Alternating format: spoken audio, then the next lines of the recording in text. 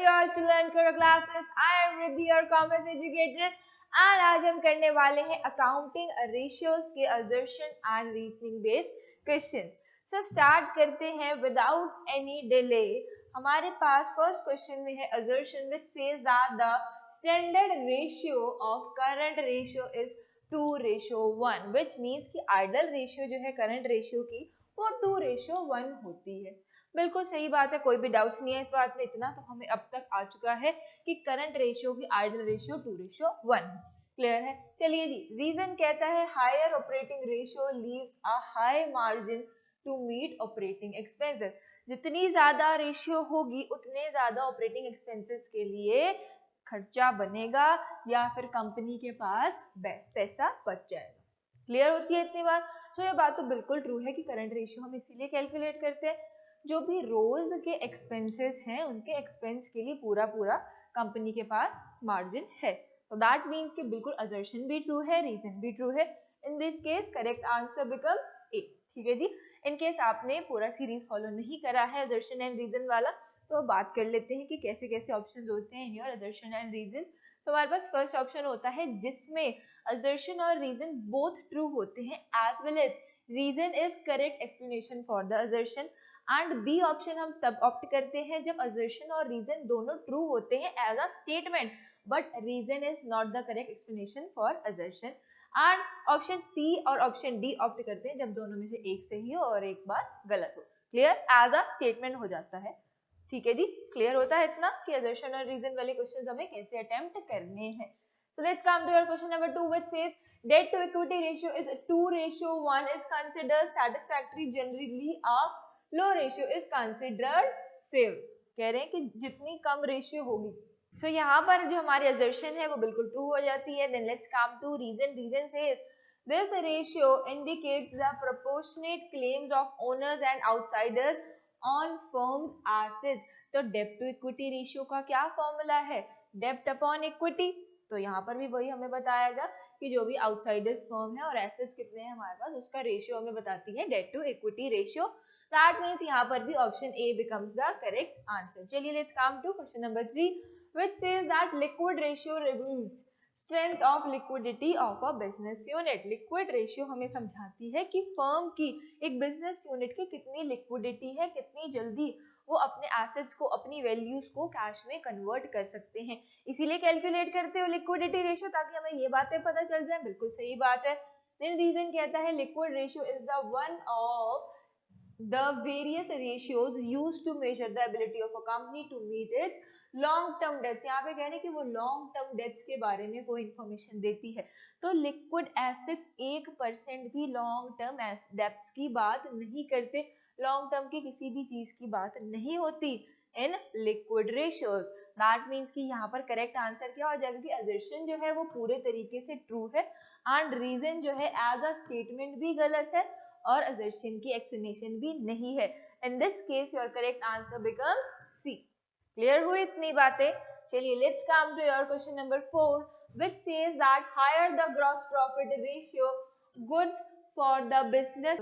यहाँ पे कहा जा रहा है कि ग्रॉस प्रॉफिट रेशियो जितनी ज्यादा होगी उतना ज्यादा बेटर रहेगा फॉर द कंपनी और जितनी कम होगी उतना ज्यादा गुड पोजीशन नहीं रहेगी फॉर अ फर्म. तो बिल्कुल ट्रू बात है. ग्रॉस प्रॉफिट जितना ज्यादा होता है उतना ज्यादा, जितना हायर है उतना कम रिस्क है एंड जितना कम होता है उतना ज्यादा रिस्क होता है. दैट मींस कि असर्शन तो यहाँ पर ट्रू है as a statement.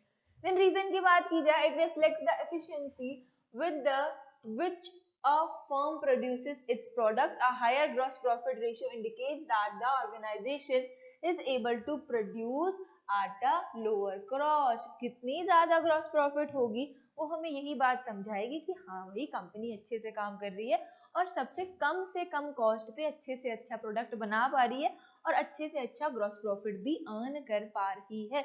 In this condition where assertion is true and the reason is also true and reason is also the correct explanation for the assertion, then your correct answer becomes A. ठीक है जी. Let's come to your question number 5 which says activity ratios are the ratio that are calculated for measuring the efficiency of operations of business based on effective utilization of resources. Basically activity ratios को क्यों use किया जाता है? To measure the efficiency of the firm. बिल्कुल सही बात यही होती है और assertion में भी यही बातें करी गई.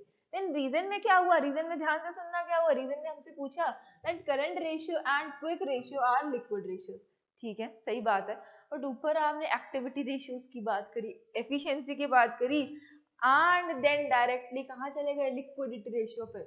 इन this condition your correct answer becomes B that as a statement दोनों बातें ट्रू हैं बट रीजन जो है वो एक्सप्लेनेशन नहीं है फॉर assertion। क्लियर हुआ इतना? चलिए क्वेश्चन नंबर 6 कहता है the limitation of financial statements also form the limitation of the ratio analysis। जो भी डिसएडवांटेजेस फाइनेंशियल स्टेटमेंट्स के होते हैं वो अपने आप रेशियो एनालिसिस के डिसएडवांटेजेस बन जाते हैं। बिल्कुल सही बात है, यहाँ पर कोई भी कंफ्यूजन की बात नहीं की जा रही। देन रीजन कहता है since the ratios are derived from financial statements any weakness in original financial statements will also creep in the derived analysis in form of accounting ratio। कह रहे हैं कि अगर फाइनेंशियल स्टेटमेंट्स ही गलत बनी है तो जब आप अकाउंटिंग रेशियोज बनाओगे तो वो उनसे ही बनती है। अकाउंटिंग रेशियो का डेटा आता कहाँ से है, फाइनेंशियल स्टेटमेंट से। अगर फाइनेंशियल स्टेटमेंट्स ही गलत बन जाएंगी तो अकाउंटिंग रेशियोज कैसे सही हो सकती हैं। बिल्कुल सही बात कही गई, बिल्कुल रीजन करेक्ट एक्सप्लेनेशन दिया गया फॉर द assertion। जो भी assertion में बात करी गई थी उसका correct explanation comes in your reason and your correct answer becomes A. ठीक है जी, चलिए question number 7 says if the debt equity ratio is 1:2 it is considered to be safe। अगर 1:2 है तो करेक्ट माना जाएगा, सेफ माना जाएगा? बिल्कुल भी सेफ नहीं माना जाएगा। जब 2:1 है आइडियल रेशियो तो 1:2 तो सेफ नहीं है।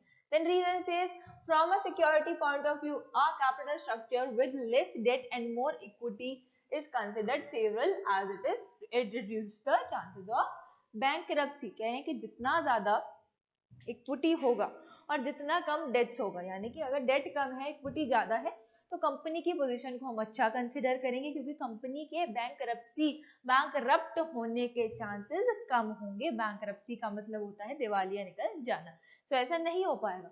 अगर कंपनी के पास इक्विटी फंड्स बहुत ज्यादा पड़े हैं तो कंपनी अपने उधार जल्द से जल्द पे कर सकती है। क्लियर है ना इतनी बात? सो रीजन यहाँ पर एज अ स्टेटमेंट तो ट्रू है, assertion कंप्लीटली इनकरेक्ट हो जाता है। That means correct answer is your D.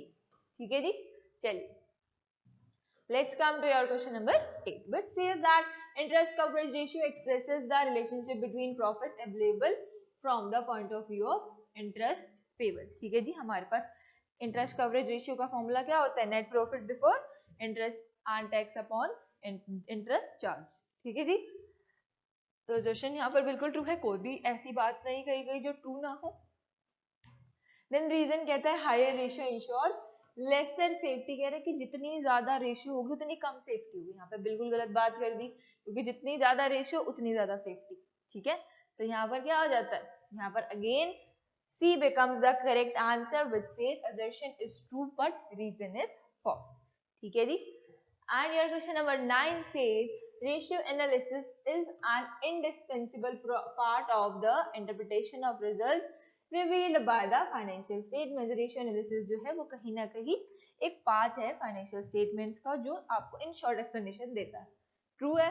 Then reason कहता है ratio analysis is a technique. अब यहाँ पर उसको एक पार्ट की तरह समझाया जा रहा था, then they came to a technique that involves a regrouping of data by application of arithmetic relationship though its interpretation is complex relationship। तो यहाँ पर जो है बिल्कुल ही अलग बात स्टार्ट कर दी। रेशियो एनालिसिस की तो बात हो रही है बट ऊपर कंसिडर किया जा रहा था it is a part of financial statement, ऐसा ऐसा होता है। देन उसके बाद बिल्कुल ही रिलेशनशिप की बातें स्टार्ट कर दी गई और ये बिल्कुल ही नई बात आ जाती है। और जहाँ नई बात आ गई assertion से बिल्कुल नई बात जहाँ पर आ गई वहाँ करेक्ट आंसर कौन सा हो जाता है, B becomes the correct answer। चलिए let's come to question number 10 which says higher receivable turnover means speedy collection from trade receivable। जितनी ज्यादा टर्नओवर रेशियो होगी उतनी जल्दी ये है कि आप डेटर से पैसा जल्दी से जल्दी कलेक्ट कर रहे हो। बिल्कुल सही बात है। देन रीजन कहता है trade receivable turnover ratio indicates the number of times the receivable are turned over and converted into cash in an accounting period. जो TR रेशियो है वो हमें यही समझाती है कि कितनी जल्दी हमारे डेटर्स पे कर सकते हैं हमारे पेमेंट को, कितनी जल्दी हमारे debtors can be converted into cash. बिल्कुल सही बात है, इसीलिए हम रेशियो कैलकुलेट करते हैं। तो यहाँ पर assertion भी true है, reason भी true है, सारी बातें true है. Then your answer becomes A, which says that both assertion and reason are true and reason is also the correct explanation for assertion. Clear हुई इतनी बातें कि कैसे कैलकुलेट करनी है हमें assertion and reasoning के क्वेश्चंस, कैसे हमारे पास क्वेश्चंस आ सकते हैं एंड क्या क्या प्रोबेबिलिटी हो सकती है रीजन के गलत होने की या फिर दोनों के गलत होने की या फिर दोनों में से एज अ स्टेटमेंट क्या गलत हो सकता है. इतनी बातें आई होप हर बच्चे को समझ आ गई होंगी. ठीक है जी. लास्टली लर्न करो आप सभी डाउनलोड कर सकते हैं फॉर दुनिया के best notes and Telegram group भी आप सभी ज्वाइन कर सकते हैं फॉर मोर अपडेट्स. एंड आपका आज का सेशन एंड होता है with this end I will meet you in the next lecture with next important